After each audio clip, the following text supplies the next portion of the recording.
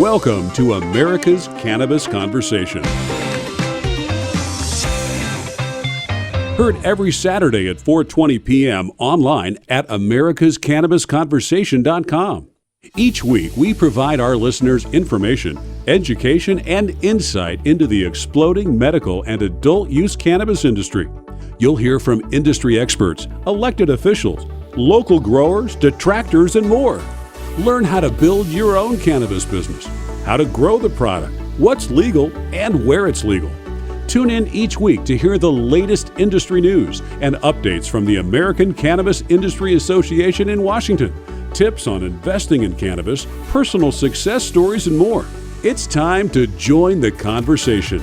And here's your host, Dan Perkins. This is Dan Perkins with your quick cannabis news. New York City. New York Police Department seized Vermont hemp shipment, mistaking it for marijuana. The New York City Police seized the shipment of what was believed to be 106 pounds of marijuana and arrested the buyer on criminal charges. But the Vermont farm that shipped the product said it's legal hemp, not marijuana. Fox Holler Farms, a hemp farm based in New Haven, Vermont, said every box of its product contained clear documentation and test results showing the undetectable levels of THC. Florida. More medical cannabis companies bolster operations in the lucrative Florida market following smokable flower ban repeal. A new Florida law repealing a ban on smokable medical marijuana products has given the state's medical marijuana market a shot in the arm, prompting large multi-state companies to aggressively expand their production, operation, and retail footprints. This has injected fresh competition into one of the nation's fastest growing medical cannabis markets and loosens the grip of the state's medical marijuana companies. Some multi-state operators possibly have overpaid to get into Florida. However, with reports of some acquisitions exceeding $40 million, including a $53 million transaction by Midman. Now to Ohio. Ohio prohibits vitamin E acetate in cannabis vape devices. Ohio medical marijuana regulators banned vitamin E acetate in vaping devices only days after the federal health officials linked the additive to cases of vaping-related lung illness. The ban is preemptive, as none of Ohio's licensed processors use the additive in its vape oils.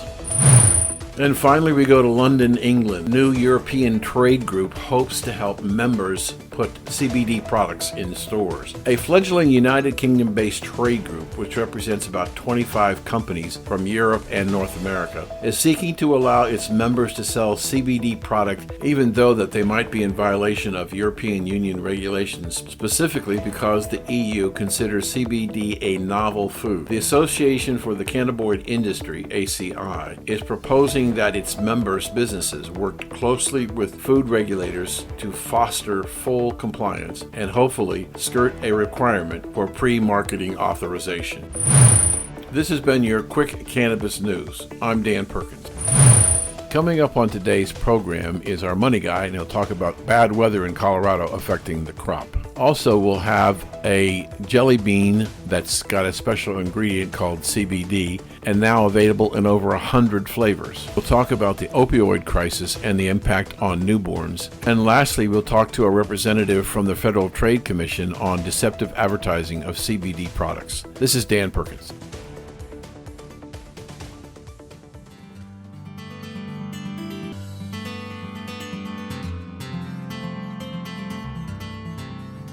This is Dan Perkins. Our guest today on the conversation is our money guy, Anthony Planas, and he's from Banyan Hill Publishers. And he's going to help us talk about two particular issues that happened over the last time we talked. One, there was a major freeze in Colorado, which looks like at the moment has maybe destroyed about half of the outdoor grown cannabis crop. Real concern about how much of that crop is going to be able to be harvested and what the implication will be for the price and supply of cannabis. And the second thing we're going to talk about is Bank of New York Mellon deciding they're no longer going to trade cannabis stocks. So, Anthony, what's your take on the weather?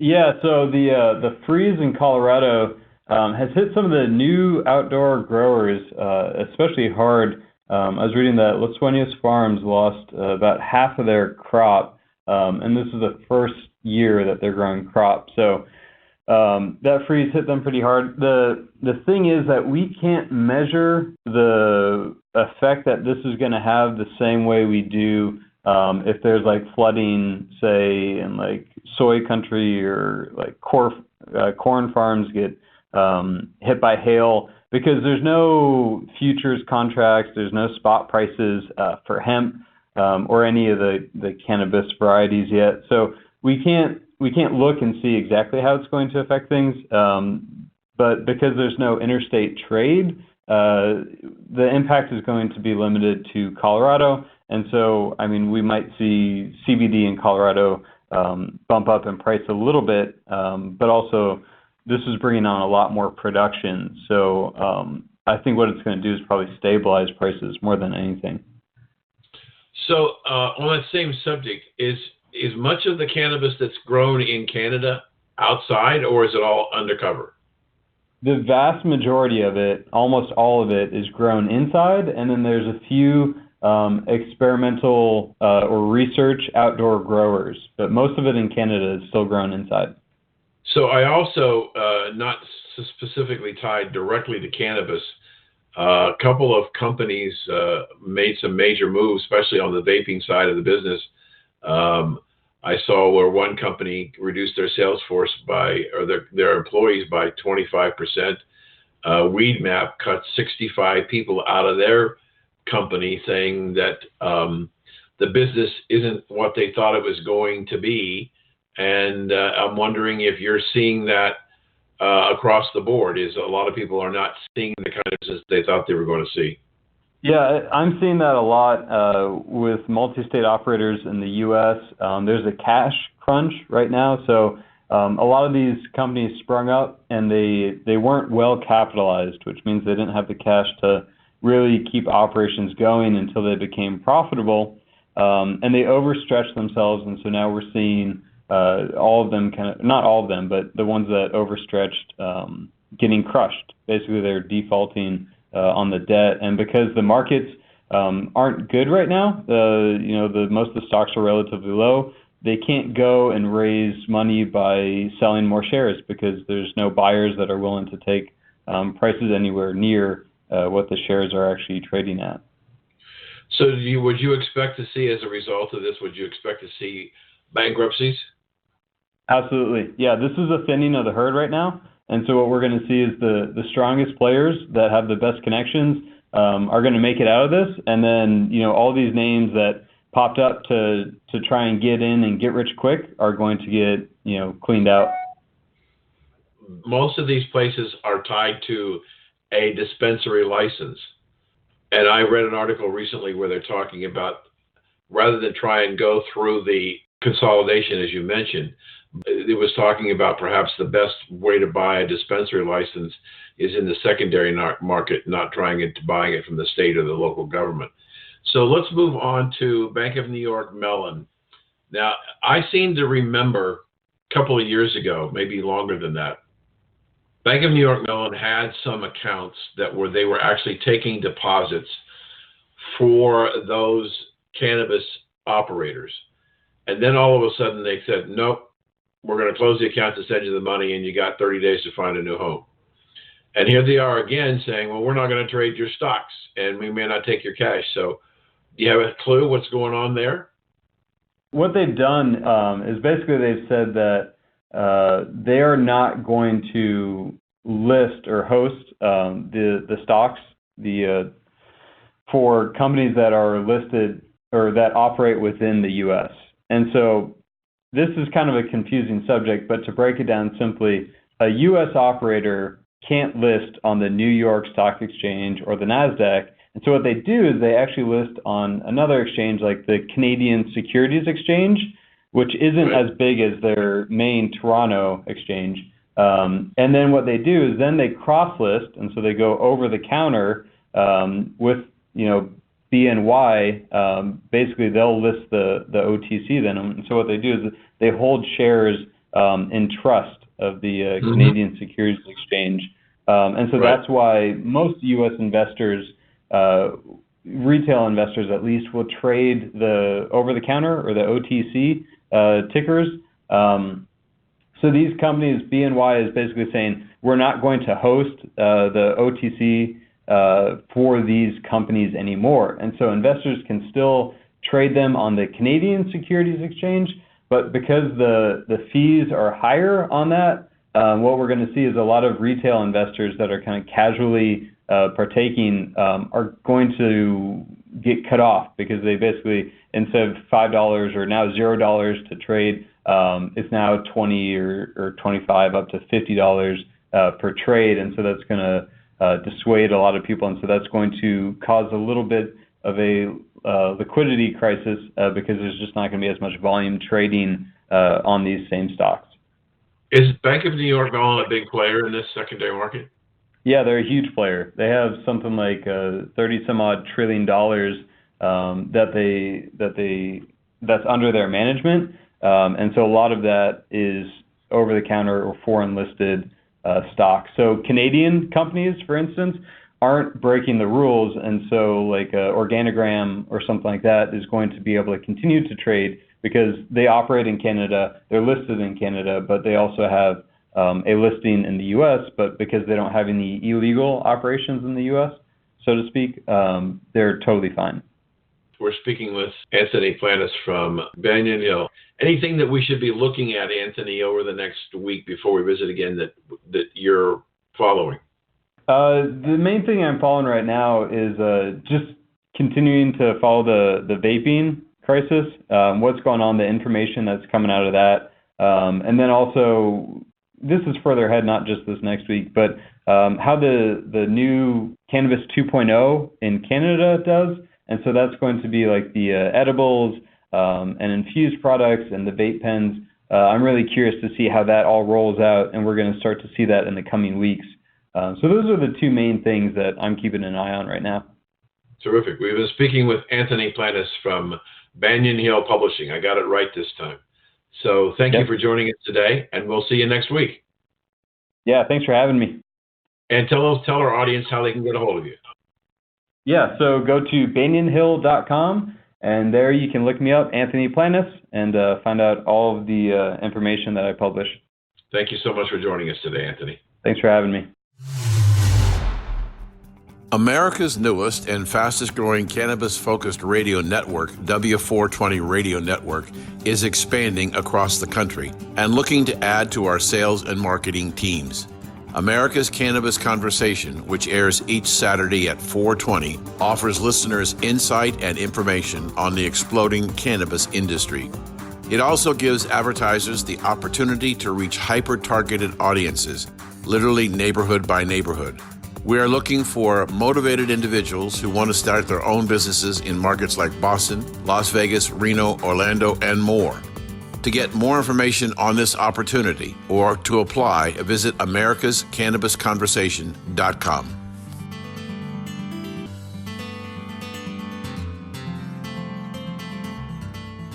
Well, good afternoon, ladies and gentlemen, and welcome to the conversation. We have a very, very interesting gentleman who's going to talk to us about innovation, a person who's been an innovator all of his life, David Klein. David, welcome to the conversation. Thank you very much. My pleasure. David is a gentleman who has had a very fascinating life. He is a serial entrepreneur. He's done a lot of things. His most famous at the moment is Jelly Belly, the multiple flavored jelly beans that you never knew what you were going to get for sure when you bit into them. I'm curious, as I watched the documentary on you on YouTube yesterday, you seem to have a unique ability to try and discern what consumers want. Where do you think that came from, David? I've always been curious, and I've always loved the candy industry, even from a youngster. I worked in a liquor store that my grandparents owned, and my job was to stock the candy section. I was 6 years old at the time.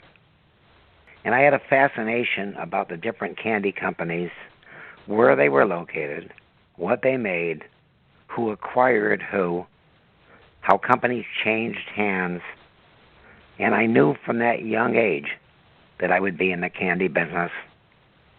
And I was positive. When people said, what do you want to do? Even though I went to law school, I knew I wanted to be in the candy business. That's such a dichotomy of challenges, law school and Yes. candy business. I mean, Yes. it just Yes. amazes me. They're on opposite ends of the spectrum. 6 years old, you started in the candy business. Yeah, I was And at a liquor store that was Right. next door to a gas station that was owned by Annette Funicello's dad. It Wow. was in Van Nuys, California. And you ultimately went to law school, you said, and when did you come up with the concept for Jelly Bellies? 1976. And were you out of school or still in school when that happened? No, I was out of law school, and I was working as a nut and candy distributor in a business that I started from scratch. One of our customers was Famous Amos. I used to supply him with his pecans. Famous Amos cookies.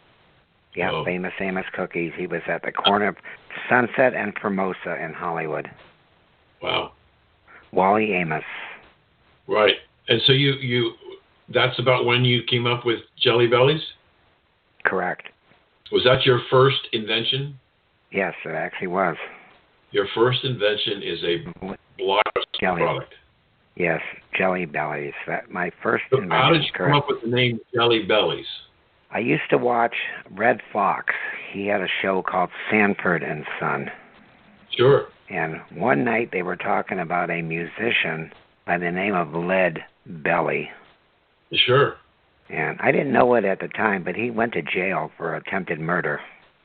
Ooh. So actually, Jelly Belly is named after a man who was not the best person in the world. But I remember that belly part. I just put it with Jelly Belly. Now you literally reinvented the jelly bean class, and you changed the shape, you changed the flavor, the texture, even to the polish on the outside of the beans. Did this come to you in stages, or did it happen all at once? It happened all at once, actually. Wow. I knew that I wanted a small bean so that they would be low in calorie. They were 4 calories each. And I knew that I wanted one that would be flavored on the outside as well as the inside. Prior to that, most every jelly bean on the market was white on the inside. And if you bit into it and you saw that it was white, that meant every flavor, every inside was the same. Mm. It was only flavored a little bit on the shell, if at all. The only flavors that you could really discern were the black ones, the licorice ones, and maybe a few of the other ones. They all tasted alike. I did not want that to happen to my bean. We're going to roll forward to when you decided you were going to create a new product, and that was your CBD infused product. What made you decide to think about doing a new product infused with CBD oil? Great question.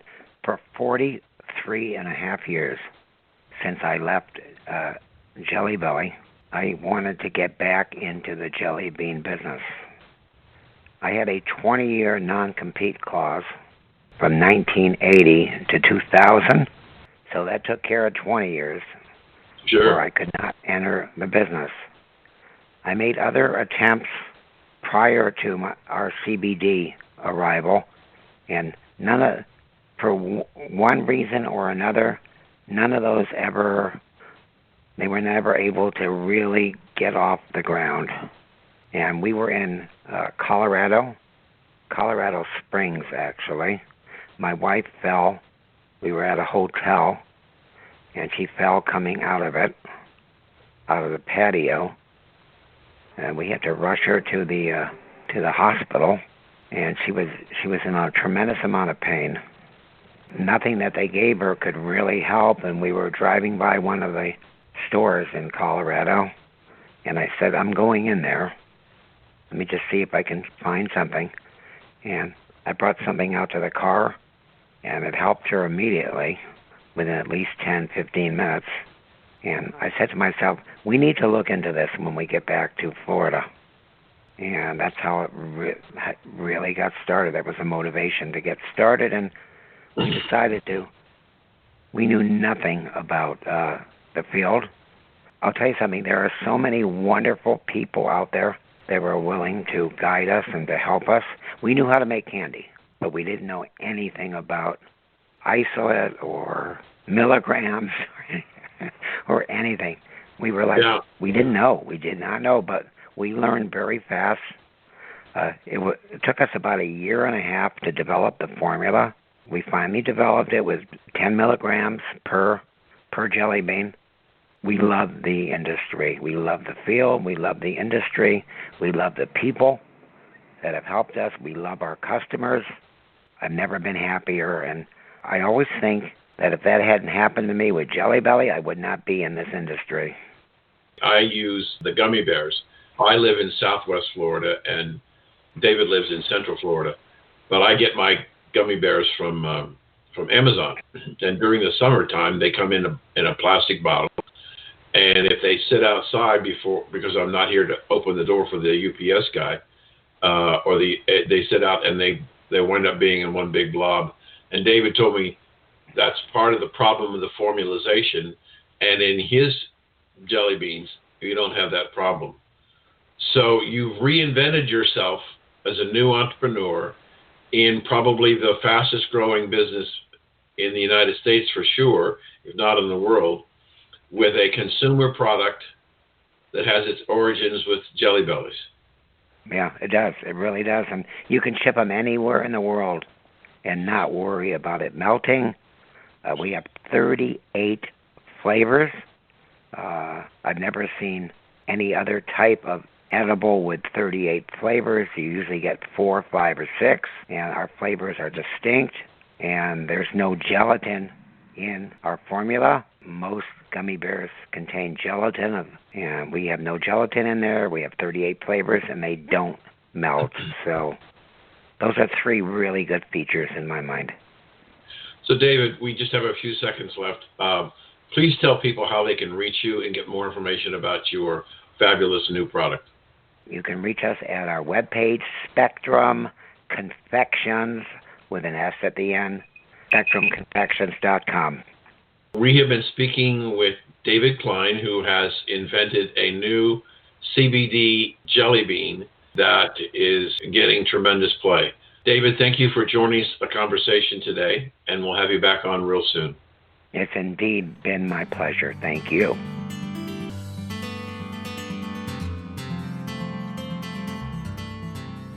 This is Dan Perkins, and this is Breaking News on America's Cannabis Conversation. E-cigarette maker Juul confirmed this week that it will lay off 650 employees, or roughly 16% of its workforce, as the embattled startup reorganizes its business in the face of increasing regulatory pressure on the vaping industry. The cuts come after Juul last week voluntarily stopped selling its mint refill pods, which account for 70% of the company's U.S. sales. Juul last year stopped selling sweet and fruit-flavored pods in retail stores, citing their appeal to young users. The company last month also stopped selling them through the website. While Juul has claimed that its products are aimed at helping adult cigarette smokers quit tobacco, critics say the company targets younger consumers. More than 1,800 Americans across 49 states have been diagnosed with the vaping illness, according to the U.S. Center for Disease Control and Prevention. 38 people across 24 states have died from the disease linked to vaping. Juul also said it would cut costs by nearly $1 billion, including by laying off marketing and government affairs staff. A bare-bones marketing team will focus its efforts on direct marketing to adult smokers. Juul also suspended all broadcast, print, and digital advertising in the U.S. This has been Breaking News from America's Cannabis Conversation. I'm Dan Perkins.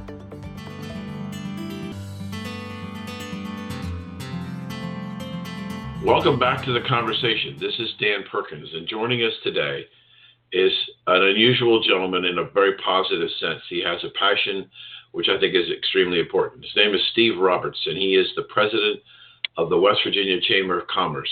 And he has a special place in his heart for opioid babies and actually people with opioid crisis. So Welcome to the conversation, Steve. Dan, thank you for having me, and thank you for that very nice introduction. I appreciate that so much, and I'm honored to be with you for a few minutes. Thank you. When we talked earlier, you have some real concerns about the opioid crisis, and I'd like to start off by talking about your passion for what to do with the infants and the babies who are born addicted to opioid. You have a mission. What is it you're trying to do, and what is the West Virginia Chamber of Commerce trying to do about this problem?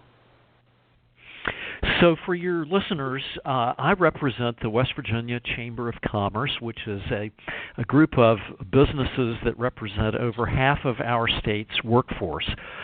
We are everything from the smallest to the largest businesses in communities throughout West Virginia. The Chamber of Commerce has been around since 1936. And we are viewed as the voice of business in West Virginia.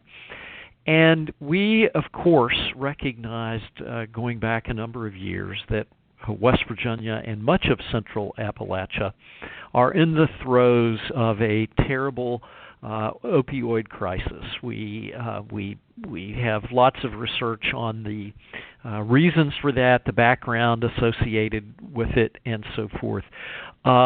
And one of the things that we can be really proud of is that in West Virginia, while we, in some respects, have been one of the centers of the opioid crisis, we think we are also positioned to be the center for the solution to the opioid crisis, or perhaps I would be better to say solutions for the opioid crisis. One of the great things that has happened here is that in Huntington, West Virginia, Lily's Place opened. And Lily's Place was opened to help take care of babies who would otherwise be in neonatal intensive care for drug withdrawal.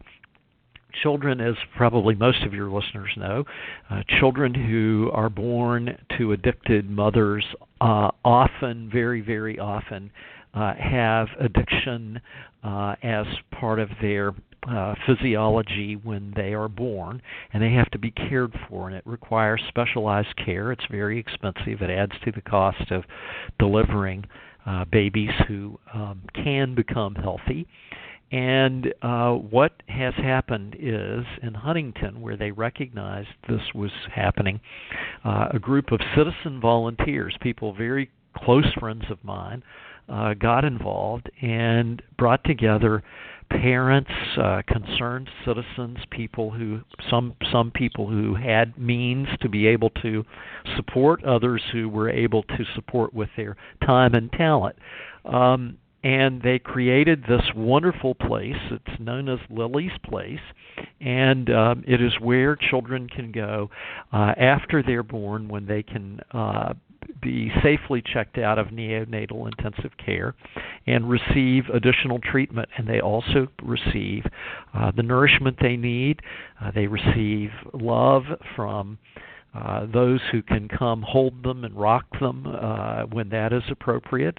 And it is overseen by physicians and allied health providers. And it is just working wonderfully. And one of the nice aspects about this program is the mothers, who are obviously in a fragile and needful place, then have the resources that they need in order to get help and get on the road to recovery. So it's a much more comprehensive approach, but it's working, and it has fantastic results. It's attracted national attention. And while I may not be completely up on all of the famous people who have been there, I can certainly say that just recently, First Lady Melania Trump spent some time there, seeing what is happening, and seeing the babies, and seeing some of the mothers, and seeing some of the adults who come in to help care for these babies. So that's an overview of one of the good things that is happening in West Virginia as a result of the opioid crisis. So we're speaking with Steve Roberts, who's the president of the West Virginia Chamber of Commerce. Steve, is there any you have a website, and is there any information on what's happening in your state about the opioid crisis? We of course, there are several sites to go to in West Virginia. The West Virginia Chamber's website is wvchamber.com, and we have portals to many other. We have portals and links and so forth to many places, not only in West Virginia but in other places where people can get additional information. Steve, we got about a little over 3 minutes left, and I want to turn to, not that I'm amazed at what you're doing with the children. Let's talk about adults. What is it, do you think, is, from what I can gather, the real heart of this opioid problem in the United States is in Appalachia? Why do you think it's there? You know, we have a number of working theories, and the first thing I want to say to your listeners is open-mindedness is important. Learning something every day can occur, even for people who think they've seen it all and heard it all. So we're still learning, and the learning is an ongoing process. But a couple of things that we specifically identify. One is, in central Appalachia, we have a very homogeneous population, and that we have many people who are descended from the Scotch-Irish pioneers. And we have many medical professionals who have studied this issue who believe that there simply is a link between some societies, some cultures, and addiction. That some people, because of what may be in their DNA, are more susceptible to addiction than others. We don't hold that out as an excuse, but we hold it out as something that might be very important to know more about and might be part of the answer connected to the opioid crisis. Then you layer onto, then you begin layering on, I think, other possibilities. One of the layers could well be that we are in a socioeconomic state that has led people to a sense of hopelessness. One of the things we do see is that in the communities that are thriving and more healthy, we have less addiction problem. In the communities that are really down and out, particularly economically down and out, we have a greater problem. There are, I ask our state's drugs are what he viewed as the number one issue, and he very quickly said, we have places in our state where Narcan is not available. So we simply are losing lives due to lack of resources. And it didn't take him, frankly, that's not the answer that I maybe would have thought would have been his first answer, but I trust his judgment on this, and I trust what he has seen and experienced and is working on.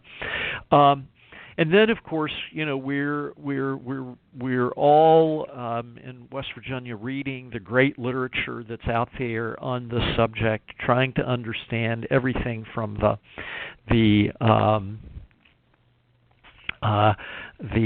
background as to how this began. Soft tissue injuries are prevalent in outdoor work where we have tree cutting and so forth. They're prevalent in the mining industry, and it could simply be that we had a lot of people who began to be treated for soft tissue industries. I said it twice, injuries. And within their industry, the prevalence of this just wasn't noted until the epidemic had begun. And we think that's a possibility also. We've been talking with Steve Roberts, who is the president and I think visionary of the West Virginia Chamber of Commerce, about the issue of opioid addiction, especially for children, but also give us a little history of what's going on in Appalachia and why it's there. Steve, how can people get a hold of your organization again, please?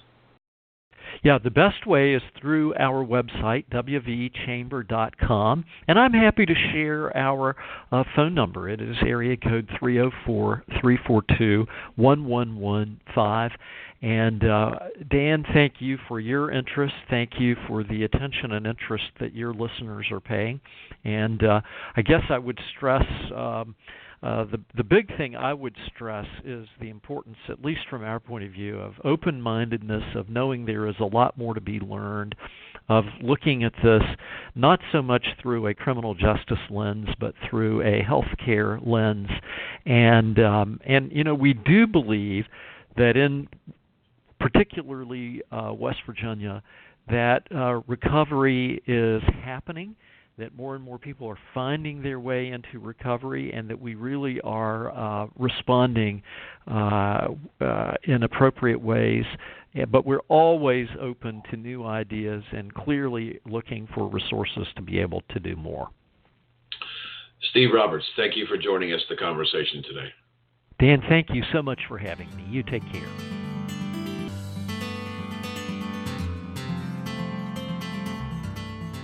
This is Dan Perkins, your host and co-creator of America's Cannabis Conversation. I want to take a moment to tell you why we started this groundbreaking network and show. Hundreds of thousands of people who work in the cannabis industry trying to help people are not permitted to tell their story on the public airways of radio and TV. In spite of these restrictions, the American cannabis industry is growing at about 35% per year and accelerating. As you listen to this show from time to time, you will hear real people telling their story of how cannabis helped them, or business people who grew their business. When I started talking to people in the exploding cannabis business and telling them what we were trying to do, I heard this common question: when can you help me? Well, we are going to give you a voice. We promise to do our best to bring you a high-value, entertaining program. We want from you what you want from your customers. Come back for more. And now, let's meet our guest.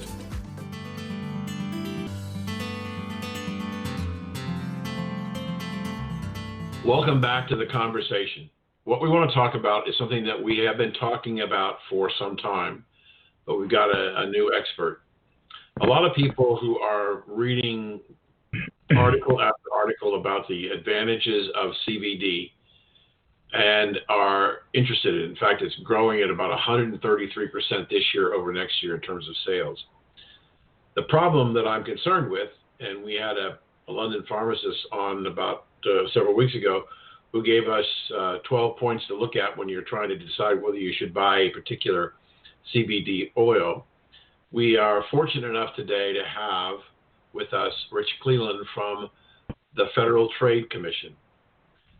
This is the first time that I've ever been involved in my 75 years with the Trade Commission, and it's over an issue of advertising for CBD. So, Rich, thank you for joining us today and joining the conversation. My pleasure. Let's start, first of all, how people can get in touch with you. How do they find out about what the Federal Trade Commission does? They can go to the FTC's website, ftc.gov, and there's all kinds of consumer information there, as well as if they have a complaint, they can file a complaint with the FTC. Okay. So I'm not embarrassed to admit that I don't know much about the Federal Trade Commission. Can you give me a sense, and our listeners a sense, of how the Federal Trade Commission protects them? Yes. Basically, the Federal Trade Commission is, I would describe it as the nation's consumer protection agency. In my particular area, we look at advertising and whether advertising is truthful and the claims that are made in the advertising are well supported by the appropriate evidence. If we find that companies are making claims that are not supported or are false, we can bring enforcement actions against that company, recover consumer redress in appropriate cases, and get cease and desist orders and court injunctions prohibiting deceptive claims in the future. Now, in your most recent activities, Rich, you've been partnering with the Food and Drug Administration on consumer products. Can you give us some insight as to why you're working together on this particular issue? Well, the CBD market is really a new market. Really sort of burst on the scene after the Farm Bill was signed late last year. In a short space of time, 6 months or so, hundreds and hundreds of new products with all sorts of claims have come out into the market. I think there was a sense that when CBD was taken off of the scheduled substance list, that there are a lot of entrepreneurs out there that thought, well, it was legal to sell it. They could make any claim they wanted to make for it. It was like selling toasters. And in fact, there are a lot of federal regulations that apply to the advertising of any type of oil or tincture or dietary supplement or drug product that contains CBD. And we thought that it was important for both of us, both agencies, the FDA and the FTC, to lay down a marker that this is an area that we are going to look at carefully and bring up enforcement actions where that's appropriate. So have you been, have the FTC and the FDA been working together, not specifically on this particular issue we're talking about, CBD, but is there precedent where you've worked on a regular basis jointly, or is this something unusual? It's not unusual. We have issued joint warning letters in a lot of different situations, particularly where there is some type of public health concern, about outbreak of a virus or something, and the companies rush into the marketplace to offer a miracle cures for it. Before we issued the 3 CBD letters, on the first 3 CBD warning letters, the previous month we had issued 3 warning letters to companies just making Alzheimer's and Parkinson's claims for their products that were not CBD products. Wow. So what enforcement powers do you have, if any, if somebody continues to advertise falsely? Well, we can file a lawsuit against the company. We can obtain an injunction against the company from marketing with deceptive claims. And like I said earlier, if we win the case, the court can order the company to disgorge any ill-gotten gains or to pay consumer redress. So, in this, we do have pretty strong remedies if a company fails to comply with the law. Are you surprised at how quickly after the Farm Bill passed, that, as you pointed out, hundreds of products came out? And I would think there must be hundreds, if not thousands, of new companies that have been formed. I mean, I get advertising all the time, multiple times a day on my internet because of the nature of what I do with the show. But were you surprised at how prolific the expansion was? Yes, absolutely. I've been doing consumer protection work now for 40 years, and I've never seen anything explode the way that this has exploded. So I was quite surprised. I can't walk into a gas station, and I'm sure your listeners is probably the same, or any kind of convenience store, and not see CBD products all over, up there on the impulse buying shelf. Right. And I look at those products and I think, we don't know where those products came from. We don't know whether those products were purchased or produced with under good manufacturing GMPs or not. So I was surprised, and I'm also concerned with the explosion because just the sheer number, I think, suggests to me that some of these products aren't what they purport to be. So how do you decide? Is it simply because of the advertising? Do you or the FDA look at any of the products and analyze them, test them to see even if they got any CBD oil in them or not? Or is that not either one of your bailiwicks? Normally the FTC would not do that. We look primarily at the advertising claims, and that's where our principal jurisdiction lies. So, but if we're looking at, for example, a company claims to have substantiation for a claim they're making for CBD, we want to make sure that, whatever evidence they're relying on, the CBD, if it's a study, for example, that the CBD used in the study was the same CBD that's in their product. So to that extent, we care about what's in the product, but not the way that FDA might look at it. So is with your partner, with the FDA, somebody's making an Alzheimer's claim with CBD, will they even test the product before they take any action? Because there isn't any evidence, any testing data that would support that contention. It's basically bogus. Yeah, I think that probably not at this point. I'm not privy to what FDA has done in terms of product testing with these products. From an FDA perspective, none of these CBD can't lawfully be added to any food product or any dietary supplement product at the current time. So the actions that FDA have taken thus far have basically been to tell manufacturers that it's not just that they can't make a claim, but they can't sell the product with CBD in it. Do you have any triggers that when you see a piece of advertising, that it's an automatic trigger that you need to look at this more closely? Well, we're looking for marketers that are making serious disease claims for CBD products, claims relating to Alzheimer's, Parkinson's, pain from arthritis and other similar disease conditions. There are plenty of those out there, and right now those are our priority. Okay. So if a person wanted to bring a product to your attention, how would they get a hold of you and let you know that they think there's something wrong here?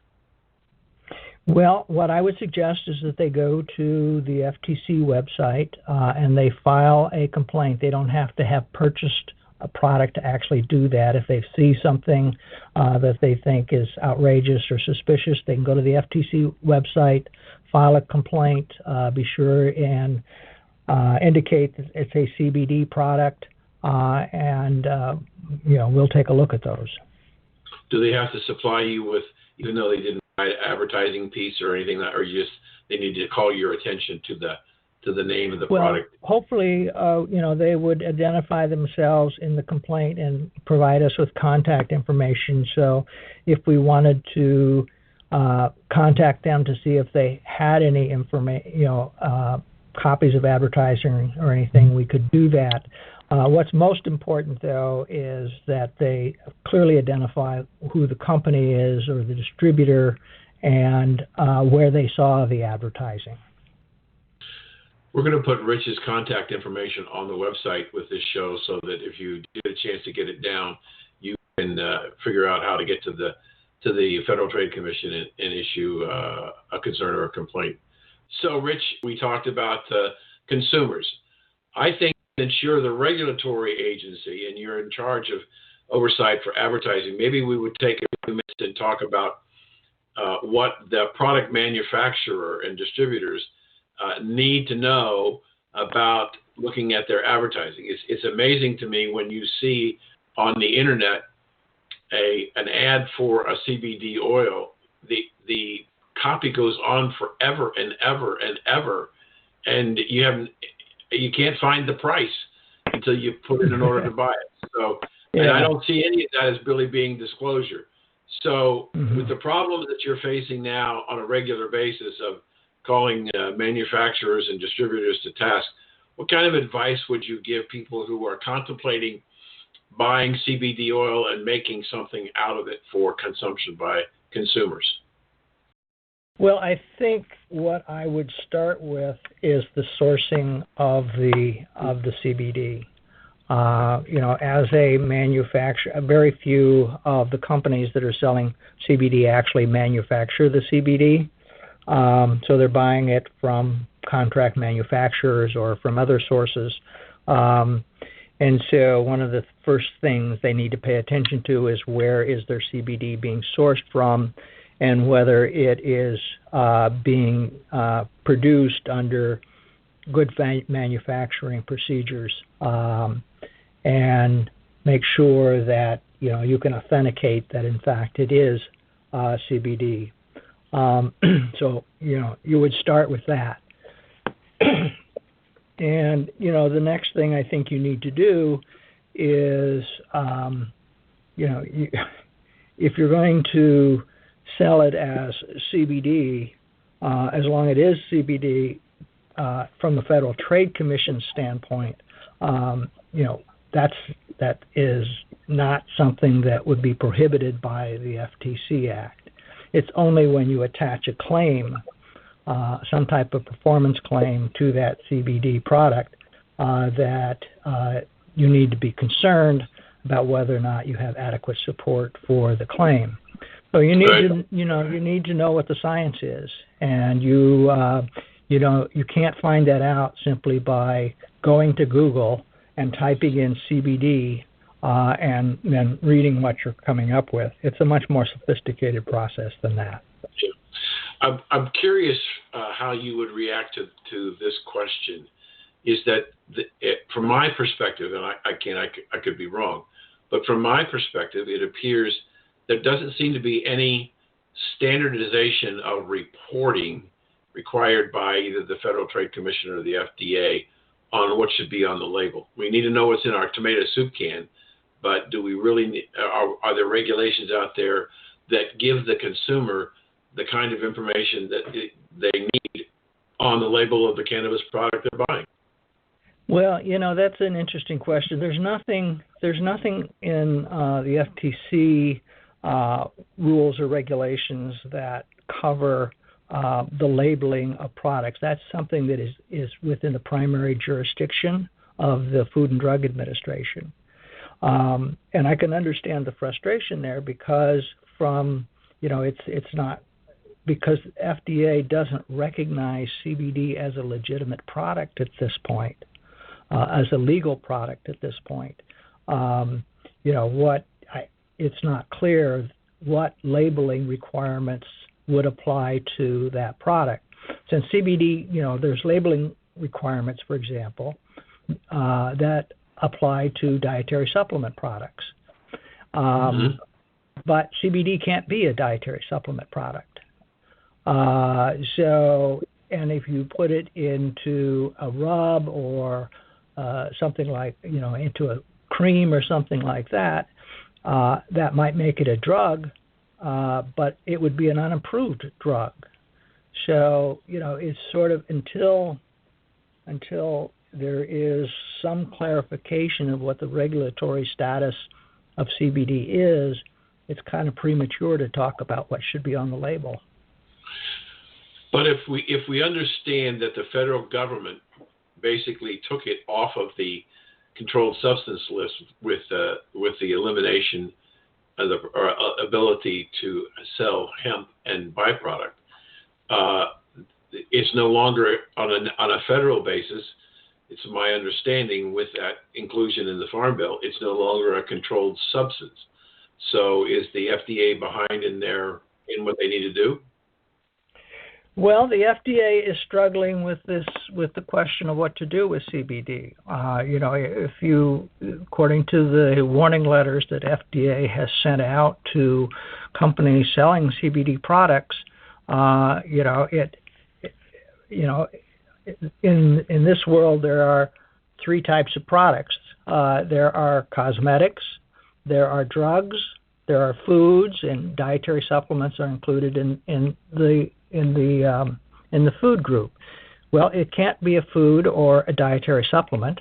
FDA has said that, and it could be could be a cosmetic, depending on what the claim is. I don't think there's, and I suppose you could make a cosmetic claim for it, but you can't make a drug claim for it because there's, other than the epilepsy treatment drug, there are no approved drug claims for CBD. So other than that one exception, it can't be a food, a dietary supplement, or a drug. So if it can't be a drug, it can't be a dietary supplement, It's in limbo. When nobody seems to know what it is. It is in limbo, and it's a question that FDA is working on right now and taking input from stakeholders and trying to resolve. So until that's done, I think there's been a reluctance on the part of some companies, understandably, to develop products in this area. You pointed out about the going to a gas station and be able to find CBD oil. I have a friend of mine who was in his local Ace Hardware, and he went up to the register, and there's a tincture bottle of CBD oil. I'm amazed how fast that it is permeated into the whole distribution system in the United States. And you're right, there's no way of telling whether there's any CBD at all in that bottle. So it would seem to me that one of the most important things that the government needs to do is to set out a set of standards of how it should be controlled and how it should be tested. Do you disagree with that? It is imperative that we get a resolution about what is appropriate CBD, and that's not completely clear, and how it can be legally marketed. So if in our closing minutes, if you're an entrepreneur, as you talked about, and you're opening up a dispensary and you want to sell CBD product, where do you go for help? Anywhere? Well, I think if you ask me that question, I think the only thing you could legally do at this point is put CBD on the label, assuming that it was CBD, and sell it without any claims whatsoever.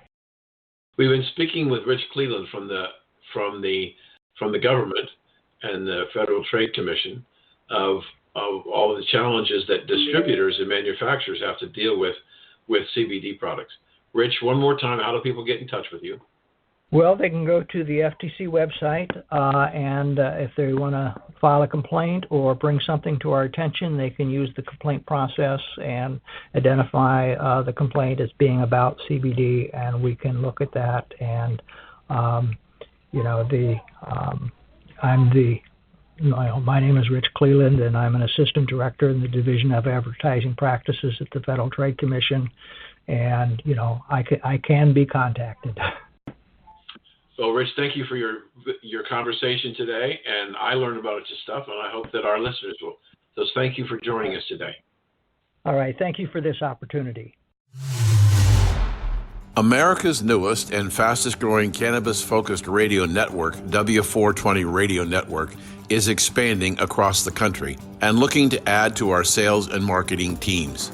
America's Cannabis Conversation, which airs each Saturday at 4:20, offers listeners insight and information on the exploding cannabis industry. It also gives advertisers the opportunity to reach hyper-targeted audiences, literally neighborhood by neighborhood. We are looking for motivated individuals who want to start their own businesses in markets like Boston, Las Vegas, Reno, Orlando, and more. To get more information on this opportunity or to apply, visit americascannabisconversation.com. We hope you enjoyed the conversation today and invite you to join us next week. By the way, you can go to our website and download previous shows. So go to the website, americascannabisconversation.com, download shows, and look who's going to be on next week. This is Dan Perkins, and thanks for joining the conversation.